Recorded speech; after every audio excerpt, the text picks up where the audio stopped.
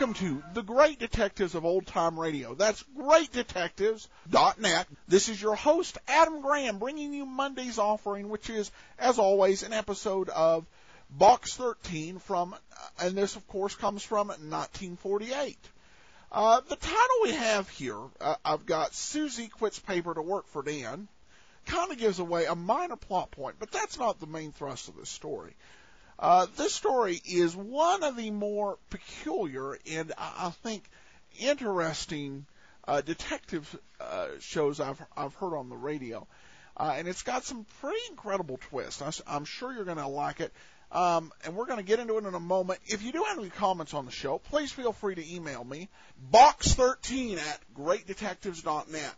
But without any further ado, let's go ahead and get into this episode of Box 13.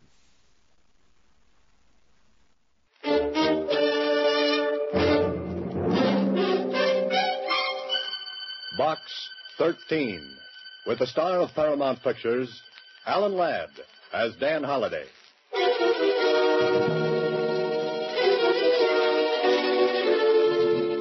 Box 13, Box 13, Box 13, Box 13, Box 13.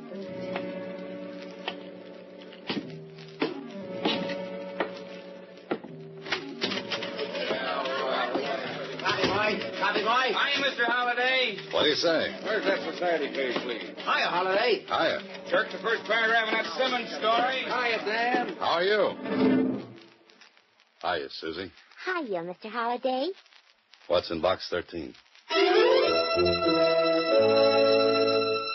You are listening to Box 13, starring Alan Ladd as Dan Holliday.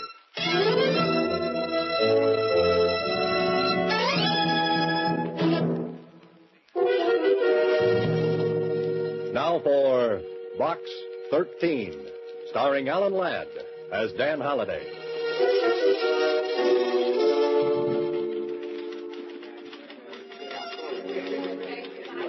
Well, here I am again, standing at the want ad counter of the Star Times, looking for what? An idea for a story. I could have stayed here as a reporter. I could have been searching for facts. Instead, I'm fumbling for fiction. Instead of a blonde, I'm meeting a deadline. Instead of Chanel number 5, I'm heading for a snip of printer's ink. Holliday, you're a dope. Mr. Holliday. What's that, Suzi? I said there's a letter in Box 13 for you. It's special. Special? Special delivery. It was mailed only a couple of hours ago.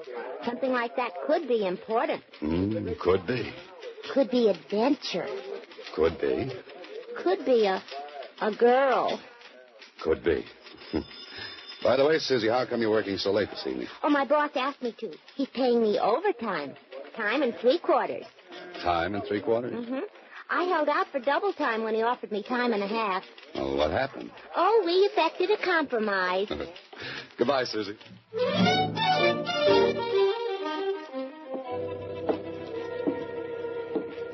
Special delivery, huh?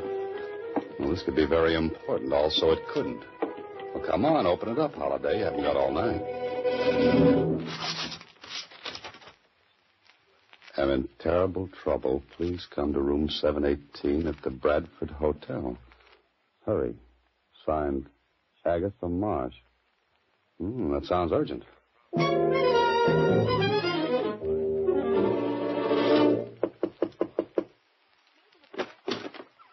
Who are you, young man? What do you want?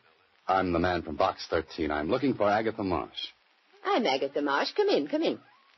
You're Agatha Marsh? But don't stand there with your mouth open. Never can tell who might be snooping around the hall. Let's find a chair and sit down. Now, what's your name?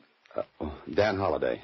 Well, Mr. Holliday, I don't believe in drinking, or I'd offer you one, but I have got some sauerkraut juice in my thermos bottle. Oh, no, thanks, just the same. I like you, Mr. Holliday. I liked your ad in the paper. Adventure wanted. We'll go any place, do anything. It was just what I needed. Well, thanks again. Now then, what's your charge? Charge? For helping me, your fee. Oh, that. No charge, Miss Marsh. Are you trying to be chivalrous? No, you see, I'm a writer. I'm looking for ideas. If I get a good idea, I consider I've been well paid. Well, that seems a little silly. Might I ask just what your trouble is?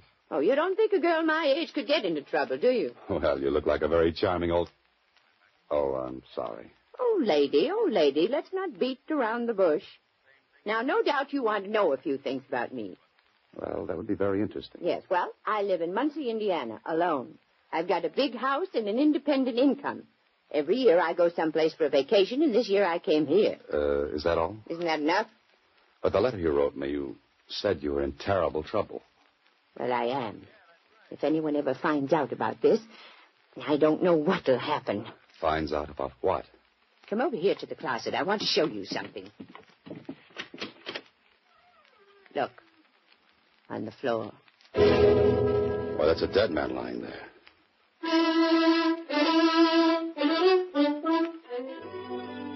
Well, this would make a good opening chapter for a story. Young man goes to help charming old lady who is in terrible trouble. Terrible trouble turns out to be a corpse. Corpse? Here, wake up, Holiday. This is the real thing. Now do you believe me, young man? When did you find him? Just before I wrote you that letter. Before you wrote the letter? Well, that's hours ago. I know, but what could I do? What could you do? Miss Marsh, you could call the police. And get my name in the papers? Have all the folks back in Muncie know there was a dead man in my room? Oh, no. Miss Marsh, listen to me, please. There's a dead man in that closet. There's a law about dead men. We have to notify the police immediately. You can go to jail for hiding a body. Oh, fiddlesticks. But, Miss Marsh, look at this man. He's been shot at close range. There are powder burns on his coat. I know. I examined him before I wrote you. You see, I read all the current detective stories. Detective stories? This isn't a story. This is the real thing. I know. Why don't you try to prove that I did it? With what, a cap pistol? Now, you're a nice person, Miss Marsh, but it's going to be tough. Well, don't get so excited. A girl my age could kill a man if she wanted to. Rub him out, as they say in the murder mysteries. Please, Miss Marsh, be sensible. You've got a murdered man in your closet. Now pick up that phone and call the police right away. Mr. Halliday, in all seriousness, I can't do it. Think of what my lifelong friends would say. Yes, I know it doesn't look good. I can see the headlines now. Prominent Muncie pioneer woman found with dead body in hotel. Oh, please, Mr. Halliday, help me. Well, I don't know. This is a little out of my department. Just this once, Mr. Halliday. I've never asked for help before. I'm an old woman. Well, all right. What do you want me to do? I want you to help me get rid of the body. Get rid of the body? Now, look, Miss Marsh, you're not serious. You didn't mean that. Oh, you don't know me. I fully intend to get rid of that body. Okay, go right ahead. It's your course. And you're going to help me. No, I'm sorry. Try a bellhop. And have him snitched to the desk clerk. Besides, you advertised for adventure. But this isn't adventure. It's a nightmare. Come on, Miss Marsh. Let me notify the police. Now, there's a broom closet down the hall. That's very interesting. I just remember I'm meeting someone in the lobby. I'd take the body there myself, but I'm not strong enough. Goodbye, Miss Marsh. I'll scream. Go right ahead. The hotel detective will show up. Just the man I'd love to see. And I'll tell him you killed that man. Oh. Now, would you help me? Suppose we get caught. Then you'll help me. Now, wait a minute. You said we.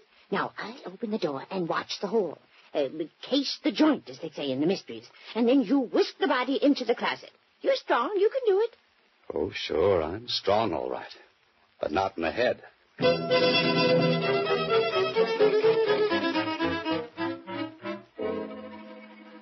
Oh, this can't be happening to you, Holiday. You can't be dragging a body down the hall of the Bradford Hotel. You know better. And as soon as you can get away from this charming but cracked old gal, you're going to talk to the police. Hurry. I'll open the closet door. Put him in right there. Stick him in good. There we are. I must be crazy. Oh, good. Now back into my room before anybody sees us.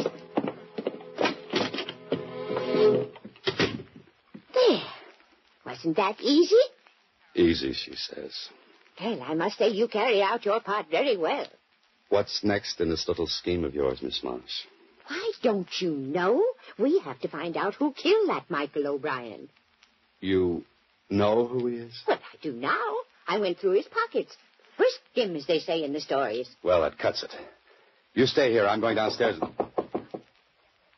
Who's that? Just keep cool. I'll handle everything. Oh, I can't believe this. It just can't happen. My name is Kling, Lieutenant, Homicide Bureau. Oh, come in, won't you? I intend to. Holiday, what are you doing here? Hello, Lieutenant. Oh, do you two know each other? Never mind the social chatter. I thought this was some kind of a gag. Now I'm sure of it. Holiday, just what are you trying to dream up? If I told you, Kling, you'd never believe me. Sit down, Lieutenant. Can I get you some sauerkraut juice? Well, I don't mind if... some what? Sauerkraut juice. No, thanks. Now, listen, some crackpot phoned in a tip that there was a dead man in this room. Why, Lieutenant, how can you say such things? Lieutenant, now listen. You'll be quiet. Miss Marsh, mind if I have a look around? Not at all. Here's the closet. Now then, you can see for yourself, Lieutenant. There's nobody there. I got your name from the desk clerk, Miss Marsh. Maybe you better tell me about yourself. I can tell you all about it. I was talking to Miss Marsh. Are you Miss Marsh? Right now, I think I'm dead. You will be if you keep interrupting me. Go ahead, Miss Marsh. Tell me about yourself. Certainly. I live in Muncie, Indiana. I arrived this morning for a 2-week vacation. I'm well known back there, and you can find out everything about me if you care to wire. How did you happen to meet Mr. Holliday here? Look, Lieutenant, if you'll permit me to tell you... I'm asking the lady. I went to school with his mother. That's what I did. Huh? See. Well, I guess it was the work of some would-be comic. But I had to investigate it just the same. Well, of course you do. Oh, but Kling, listen. Goodbye, Miss Marsh. So long, Holliday. But Kling, wait, I want to go with you. Why don't you two have a fast game of hearts? Mr. Holliday, wasn't that thrilling? Just like in the magazines. Miss Marsh, you're going to stay in this room until I get Kling back here. Oh, no. I want to solve this case myself. I wonder how Kling found out that... Miss Marsh. Yes. I'm not the suspicious type, you understand, but a little bird, a tiny little bird, has intimated that perhaps you might know who tipped off the lieutenant. Of course I know. It was I. What in the world are you doing? I made the call from the corner drugstore a little while ago. I wanted to throw the lieutenant off the trail, like they say. You know what I say? No, what? You're going down to police headquarters and tell the truth. Oh, just a second. Excuse me, please. Yes? Yes, this is Miss Marsh. Oh, you did. I thought so. Should have had 817 instead of this room. Oh, no, don't bother. I like it here. I knew it all the time. What did you know? That was the room clerk. He got my reservation mixed up. I was supposed to get 817, and I got 718 instead. You mean the person who killed Michael O'Brien wanted to get back in here to remove the body? No, it doesn't sound reasonable. No, it doesn't. Well, guess who was supposed to get this room? Never mind, we're going to police headquarters. It was Tony Bascari. Tony Bascari? He's the biggest racketeer in town. He's dynamite. Miss Marsh, he's deadly. I know, Mr. Holliday, and I love it. Oh, no. You are listening to Box 13, starring Alan Ladd as Dan Holliday.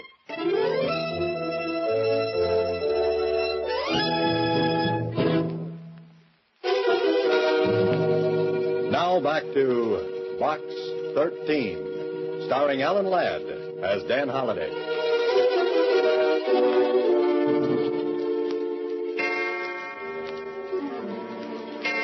Two o'clock in the morning, and I can't go to sleep. Oh, that little old girl has me worried to death. She wouldn't go to the police headquarters, and when I went down and talked to Kling, he acted as though it were a big joke and sent me on my way. Hello. This is Agatha Marsh. Now what? Where are you? At the hotel. I went up to see Tony Bascari. You what? Miss Marsh, don't you know that's the worst thing you could have done? I had to talk with him. I put the heat on him, as they say in the murder mysteries. And you're still alive? I accused him of killing that O'Brien man. I came right out with it. But, of course, he wouldn't admit a thing. What'd you expect him to do, break down and confess? Well, I think I've got him on the run. But I'm worried. Oh, if I had Tony Bascari on the run, I'd be worried, too. Because when I came back, I discovered someone had searched my room. Will you call the police? You should have done it a long time ago. Oh, no, I couldn't. I want you to come over right away. At 2 in the morning? Mr. Holliday, someone's trying my door. Hang up quick. Call the room clerk. But, Mr. Holliday, Hurry, I said.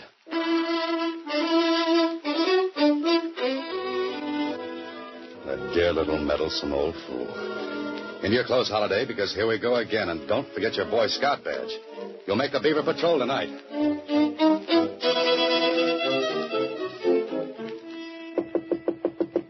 The clerk said she hadn't called the desk. I wonder...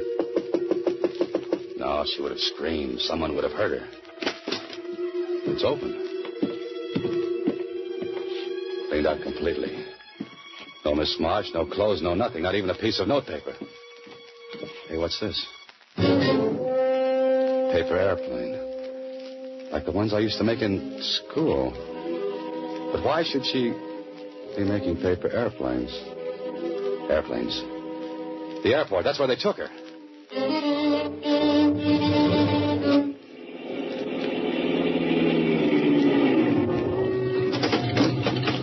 Keep that motor running. I'll be right back.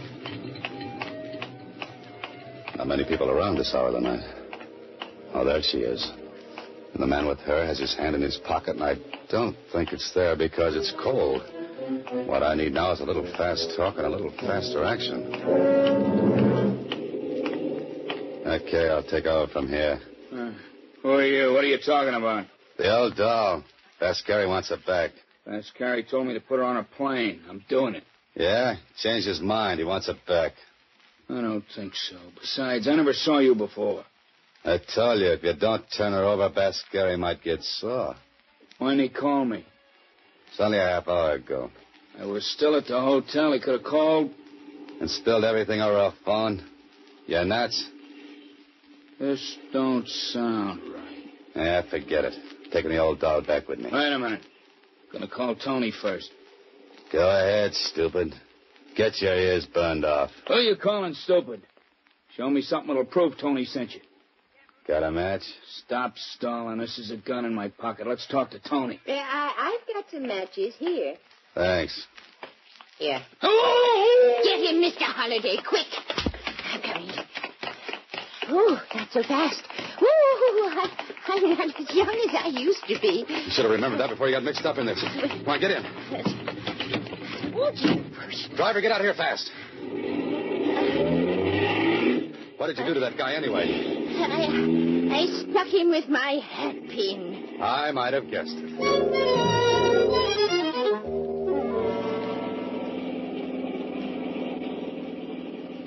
Now, Miss Marsh, what happened at the hotel? Well, I hung up when I heard him trying the door, but I was too late. The door was unlocked. So it was Tony Vascari, huh? He wanted you out of town fast. Oh, but they were very nice to me. You can thank your lucky stars for that. Usually, Vascari's enemies wind up in some ditch. I didn't see him again. That man, the one you knocked out at the airport, he was the one who came in my room. Well, you must have the goods on Vascari. You must have killed this man or had him killed. But why didn't he take him out of the hotel right away? But there was a convention there last night. The whole place was literally crawling with people. Oh, that's the reason. Oh, that paper airplane. That was fast thinking, Miss Marsh. Well, thank you. Well, now we can go back to Vascari. We've got the goods on him. We can crack the case, like they say in the murder mysteries. Miss March, I've got news for you. We're not going to see Vascari. We're not? Well, where are we going? You'll hate me, I know, but it's the police station. Well, Holliday, what happens now? You've taken Miss Marsh to Kling's office. She looks at him. He nods her into his private office. And suddenly she comes out smiling. You try to leave, only Kling stops you. You stay here, Holliday. Kling, you can't let her walk the streets alone. Vascari will get her. Forget it. I got a man tailing her. Okay, but what happened in that office? What did she tell you? Plenty, my friend. She preferred charges against you. She preferred charges against me. Now, what are you talking about? Kidnapping. I kidnapped her? You took her off the plane by force, didn't you? Listen, Kling, that little old lady is a whodunit happy. She'll get herself killed. There really was a body in the hotel, you know. Look, Holliday, do you know what you're saying? Sure, I know what I'm saying. There really was a body in that hotel. Holiday, why didn't you tell me? I tried to. Twice. Once in the room and the last time when I came in here. Now think, Holiday, carefully. Where is the body? In a broom closet down the hall. I put it there. You put it there. Yes, I put it there. Holiday, get out of here.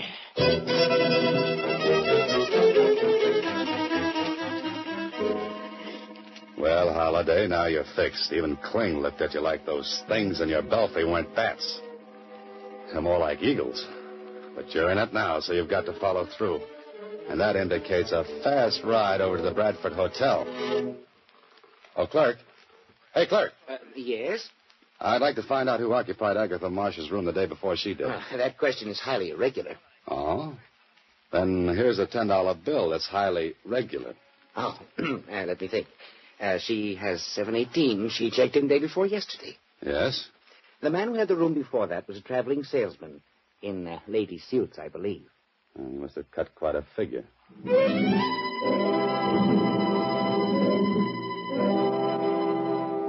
She must be in this hotel someplace.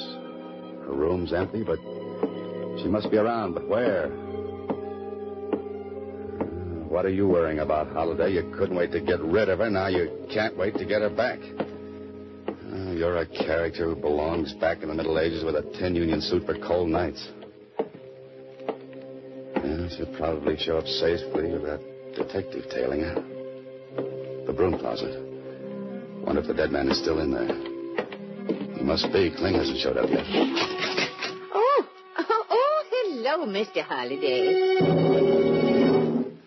Miss Marsh, what happened? How'd you get in that closet? Isn't this thrilling? No, it isn't. There was a detective trailing me, but he was knocked unconscious. Shocked, as they say in the murder mysteries. And you were brought up here? By the same man who tried to put me on the plane. He hit the detective, put me in the car, and brought me here. Well, you two, what are we playing now? And where is the man I put on you, Miss Marsh? He was hit over the head, Lieutenant, but I'm sure he's all right now. This the closet where you said the body was? Was is right, Lieutenant. Here, let me take a look.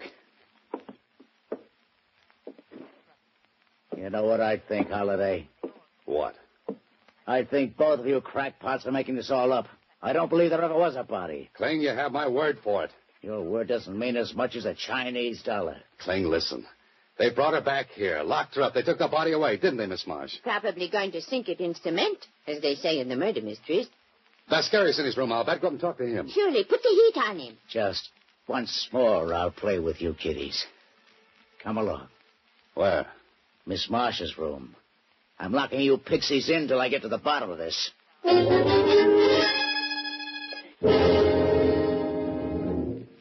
Kling's been gone 15 minutes. I wonder what's happening up there. Not much. I haven't heard any shooting.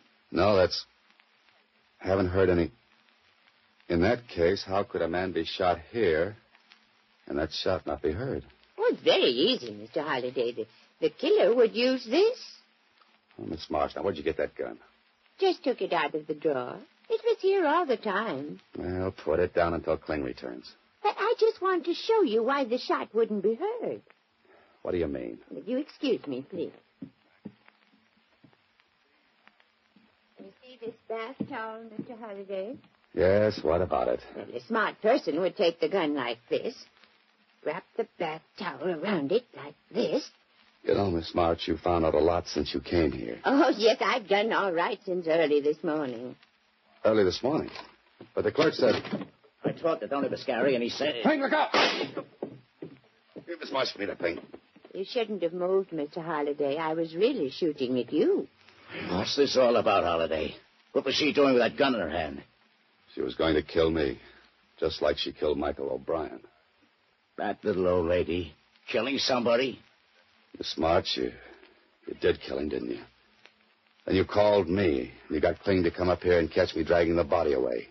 Only he came a little late, as usual. Now, wait a minute, Holiday. Then when you couldn't pin it on me, you tried to hang it on Tony Biscari.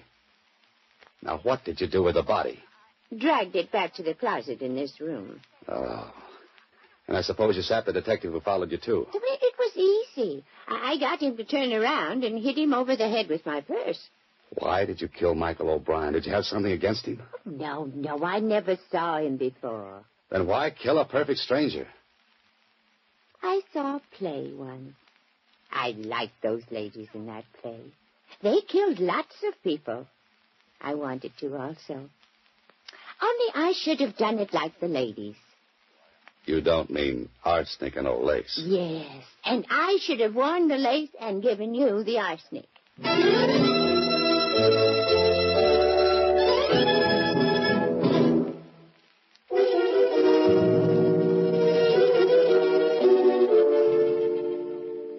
Well, Holiday, you're back in your apartment again. The sun is shining through the window, a sun you might never have seen again. You know, I've got an idea for you, Holiday. Give up this business and go into something quiet, like night watchman in a cemetery. Holiday. Well, what's that, Kling? They examined the old girl down at the psychopathic ward of the city hospital. She's batty as a loon. You're telling me. I saw that in her eyes when she wrapped the towel around that gun. But what happened to Bascari and his stooge? When she heard he was in the room above, she tried to pin the body on him. Oh, so he tried to get her out of town in self-defense. Holiday, you're a very lucky, lucky guy. You can say that again and again. And again. Oh, just a minute. Hello, Mr. Holliday. Suzi, what are you doing up here in my apartment? Why aren't you down at the Star-Times? Well, my boss and I have been talking about another compromise. Another one? He wants to fire me, and I want to quit. Oh, but Suzi, if you left the paper, what would I do for my mail? I was thinking, maybe you'd like to hire a good combination stenographer and secretary, huh? That's you? That's me. Well, I don't know, Suzi, but as they say in murder mysteries, I'll have to think it over. You better think fast. Good help is hard to find. Goodbye, Suzi. Next week, same time, Alan Ladd stars as Dan Holliday in Box 13.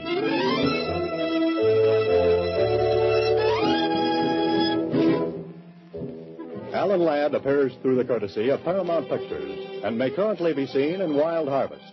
Box 13 is written and directed by Ted Hediger. Original music was composed and conducted by Rhodey Schrager. This is a Mayfair production.